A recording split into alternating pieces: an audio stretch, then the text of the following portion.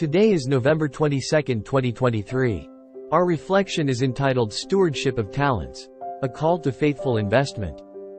First reading according to the second book of Maccabees chapter 7, verses 1 and 20 to 31. It happened that 7 brothers with their mother were arrested and tortured with whips and scourges by the king, to force them to eat pork in violation of God's law. Most admirable and worthy of everlasting remembrance was the mother, who saw her 7 sons perish in a single day, yet bore it courageously because of her hope in the Lord. Filled with a noble spirit that stirred her womanly heart with manly courage, she exhorted each of them in the language of their forefathers with these words. I do not know how you came into existence in my womb. It was not I who gave you the breath of life, nor was it I who set in order the elements of which each of you is composed. Therefore, since it is the Creator of the universe who shapes each man's beginning, as he brings about the origin of everything, he, in his mercy, will give you back both breath and life, because you now disregard yourselves for the sake of his law. Martyrdom of mother and sons. Antiochus, suspecting insult in her words, thought he was being ridiculed. As the youngest brother was still alive, the king appealed to him, not with mere words, but with promises on oath, to make him rich and happy if he would abandon his ancestral customs. He would make him his friend and entrust him with high office. When the youth paid no attention to him at all, the king appealed to the mother, urging her to advise her boy to save his life. After he had urged her for a long time, she went through the motions of persuading her son.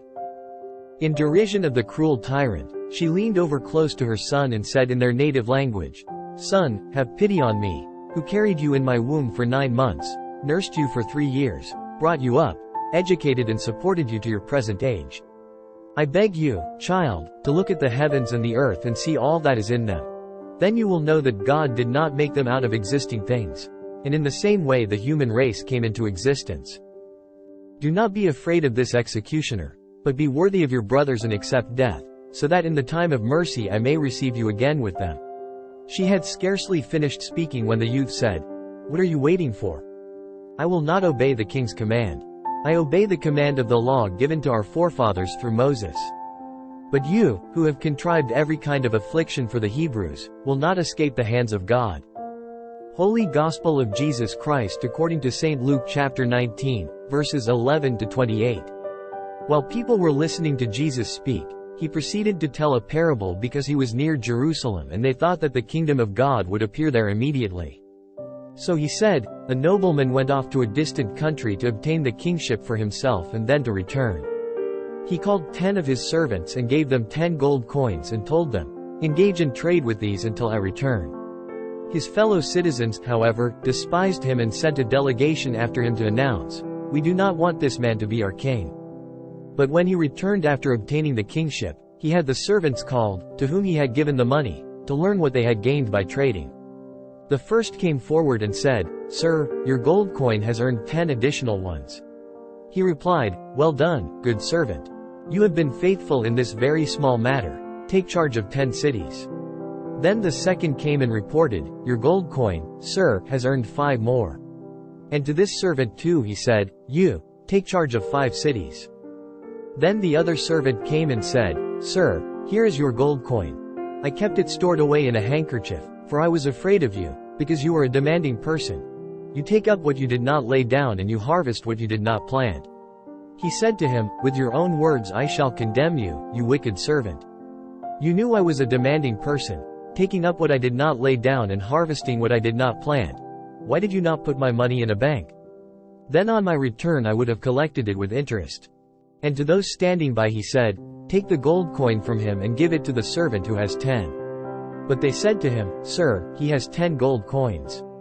I tell you, to everyone who has, more will be given, but from the one who has not, even what he has will be taken away.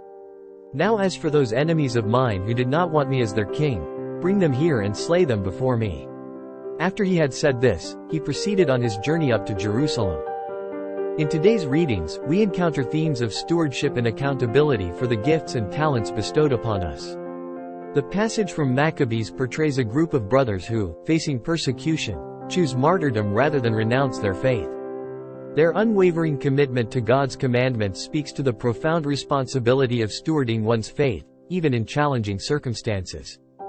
The Gospel of Luke presents the parable of the talents, where a nobleman entrusts his servants with different sums of money before departing. Upon his return, he assesses their stewardship. The faithful servants who invested wisely are praised and rewarded, while the one who buried his talent is rebuked. This parable underscores the call to actively invest and multiply the gifts and talents God has given us. As we reflect on these passages, we are prompted to consider how we steward our faith, resources, and talents. Are we actively engaging and multiplying the gifts God has bestowed upon us, or are we burying them out of fear or complacency?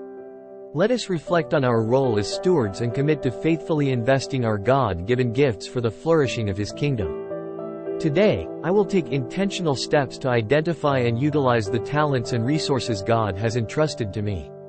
Whether through acts of service, sharing my skills, or contributing to the well-being of others, I will actively invest in building God's kingdom and strive to hear His words, "Well done, good servant."